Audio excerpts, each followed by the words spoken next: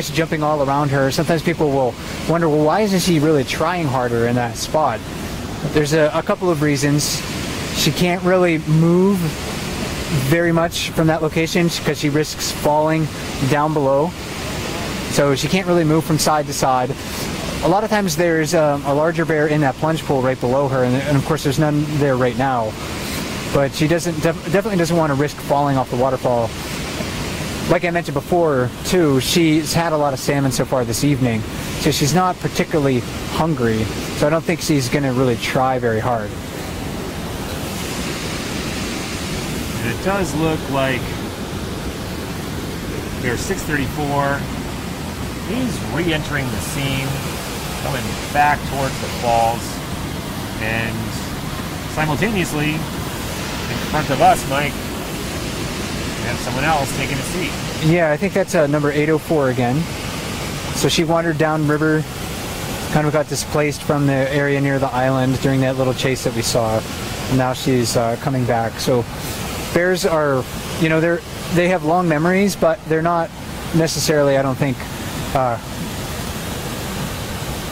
you know, they don't get their feelings hurt per se if they get chased out. They usually kind of swing right back and try to take advantage of the situations that are presented to them. Bygones be bygones. Mm-hmm. And just upstream of her, walking on the bank, is 409. She caught a fish. You can see her holding that. And 804 looks like might be avoiding that, or she. Yeah, so 409 is small compared to the really large adult males here, but she's a pretty big female. And this is, again, her 9th fish in about 2 hours. She is walking out of frame here.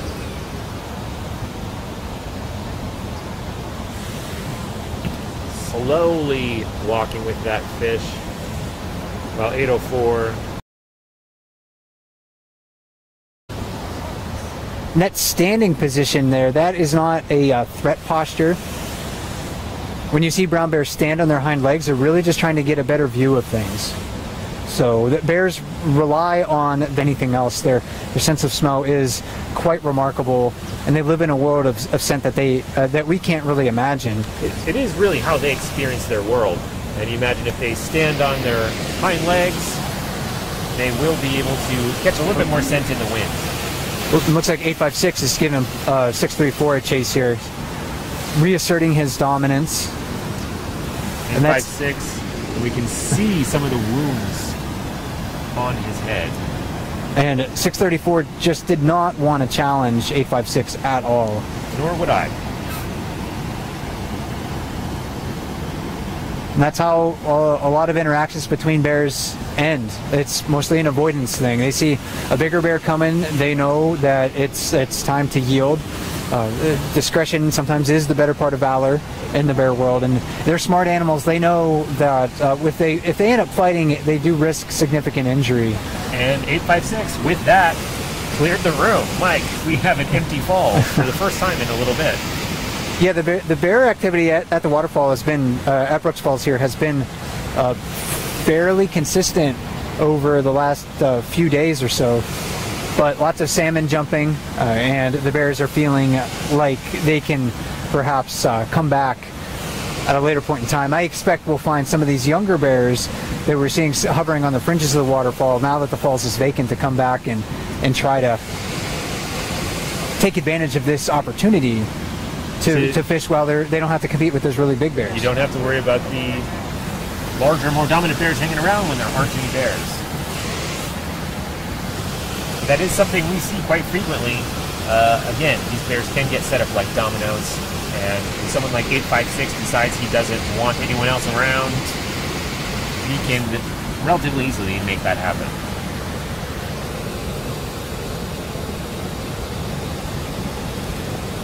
There are, however, several bears down closer toward what we call the riffles. Yeah, on the right is 708 coming upstream, and then this bear that's in the middle of the water that we're looking at, don't quite recognize. It sort of resembles number 503, but I do not think it is him. I could be mistaken about that. But sort of cautiously moving upstream. We'll see if either of these bears, now that again the falls is vacant, they're smaller bears, they may be able to fish here quite easily and be successful.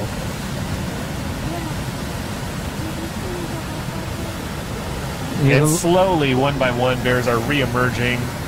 Looks like we have, is that 409, Mike? Slowly I think that's emerging. The 804. Yeah, that young female, borderline sub-adult age, maybe young adult. She does fish the lip, and the lip of the waterfall is vacant right now. Maybe this is her time to shine. When I look at brown bears, I often look at them as opportunists. They look for the situations they can take advantage of. So when a fishing spot that they know they can be caught, and she's walking right down below us here. It's kind of an awkward camera angle, but she might be able to. We might be able to watch her crawl up the waterfall on that near side. Keeping us on our toes tonight.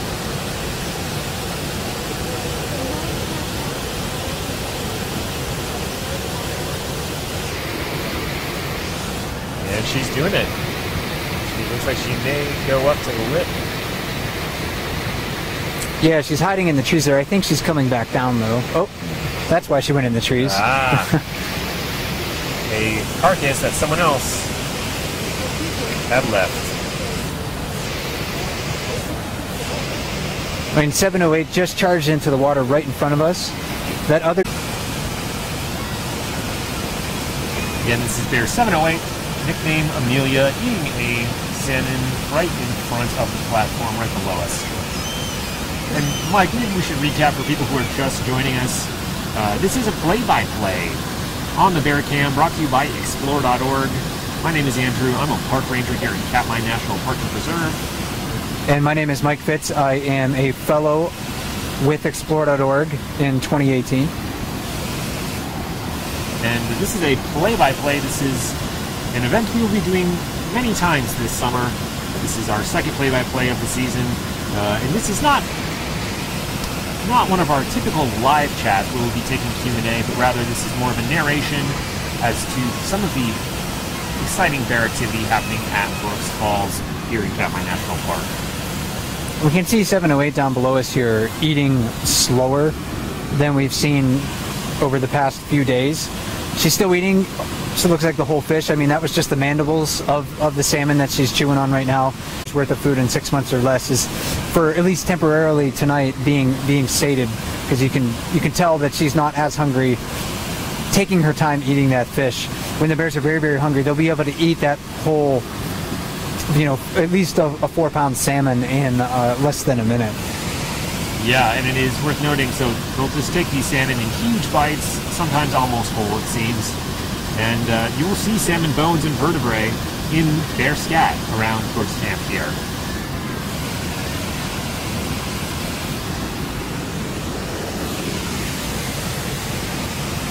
And she's really trying to get a lot of that skin off. Seems like she's maybe not going to try to eat the whole fillet. We'll see. Really, when you're thinking of fish as a resource, there are fattier parts of the fish. So they are looking for the high-grade ore, so to speak, if you want to use like a mining analogy in the sense. They're looking, their currency is calories.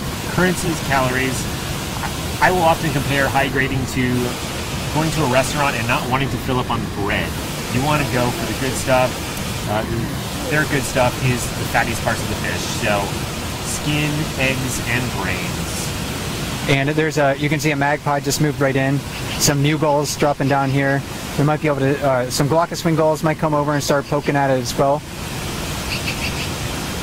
But when the bears do leave these carcasses as they do, other species, like birds, will be the beneficiaries.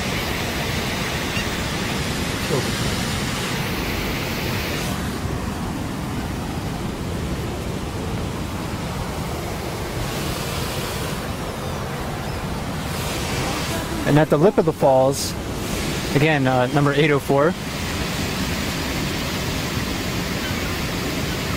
This is a young, again, a young female, young adult female or so.